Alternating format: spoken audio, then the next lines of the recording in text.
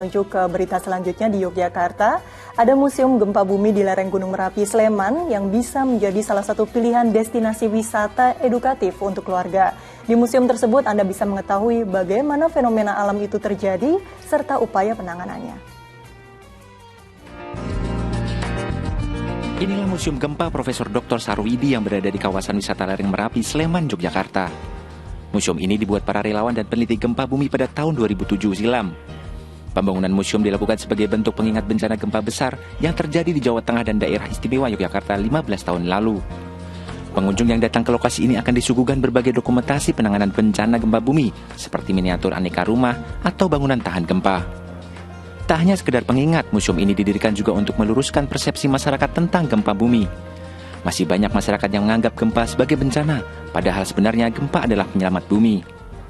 Gempa itu harus terjadi ya dari sisi ilmiah, karena benturan antar lempengan yang terjadi ini bergerak dengan arah dan kecepatan yang berbeda, itu akan mengumpulkan energi, dan kalau energi itu tidak dilepaskan maka bumi ini akan berbahaya, sehingga harus dilepaskan kecil-kecil yaitu dengan kerusakan batuan sehingga terjadi kejutan, dan itu disebarkan energinya serta getarannya itu menjadi gempa.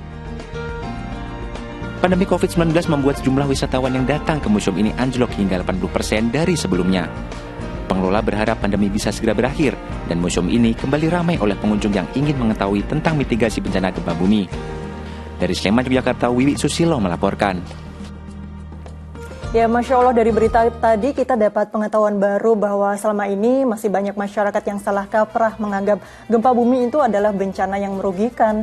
Dampak gempa bumi memang bisa menimbulkan korban jiwa ataupun kerugian material. Namun ternyata dari penelitian dan kajian ilmiah, gempa justru menyelamatkan bumi kita dari kerusakan. Nah, Ustadz, ini segala sesuatu yang diciptakan oleh Allah Subhanahu wa Ta'ala sudah pasti bermanfaat ya Ustadz bagi seluruh makhluk ciptaannya. Bahkan gempa bumi yang dianggap sebagian manusia di dunia termasuk saya ini merupakan fenomena alam yang merugikan ternyata bisa menyelamatkan bumi. Nah, bagaimana tanggapannya nih Ustadz Muhlis? Ya, betul. Memang gempa bumi di satu sisi itu bisa disebut sebagai bencana ya, karena menyebabkan orang mengalami kerugian, ada yang meninggal dunia, harta bendanya rusak dan lain sebagainya. Dari sisi ini dia bisa dinilai sebagai musibah, Musibah itu fungsinya adalah sebagai ujian, sebagai cobaan bagi kita umat beragama ya. Apakah kita bersabar ketika menerima cobaan dari Allah Subhanahu wa Ta'ala atau tidak. Dalam menyikapi peristiwa fenomena alam semacam ini, kita harus yakin pertama bahwa segala sesuatu yang terjadi di muka bumi ini, baik yang menyenangkan maupun yang merugikan kita ya, karena itu bencana, karena kehilangan nyawa, harta benda, keluarga dan lain sebagainya, itu harus kita yakini bahwa pertama, bahwa itu adalah ketetapan Allah Subhanahu wa Ta'ala.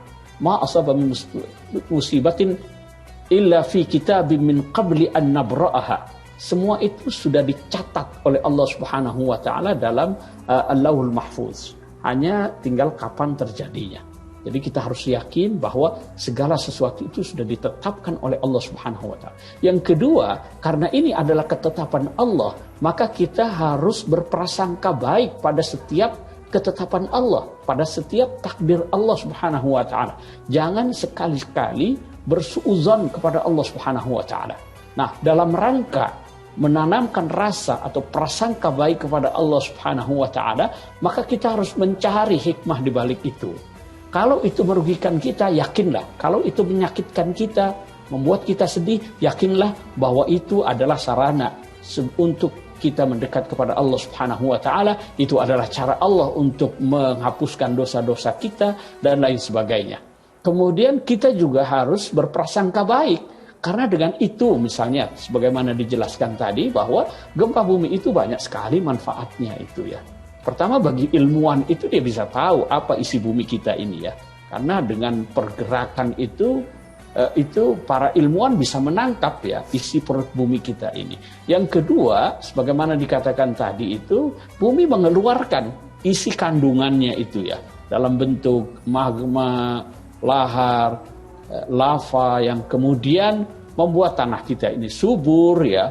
lalu kemudian potensi-potensi yang ada dalam perut bumi itu menjadi ketahuan, kita misalnya atau manusia itu bisa memanfaatkan energi panas bumi ya, atau yang disebut dengan geotermal, itu kan bisa memungkinkan kalau terjadi pergerakan dalam lempeng bumi kita ini ya, yang mengakibatkan gempa itu. Jadi banyak sekali manfaatnya itu memang. Itu yang harus kita cari sebagai bagian prasangka baik kita kepada Allah Subhanahu wa taala. Dan tentu itu menjadi tantangan tersendiri bagi para ilmuwan untuk mencari rahasia di balik itu. Masya Allah, kita harus berprasangka baik kepada Allah Subhanahu wa taala, dan ternyata gempa bumi itu membuat bumi lebih sehat, lingkungan kita juga lebih sehat untuk manusianya juga, begitu ya Ustadz ya. Baik.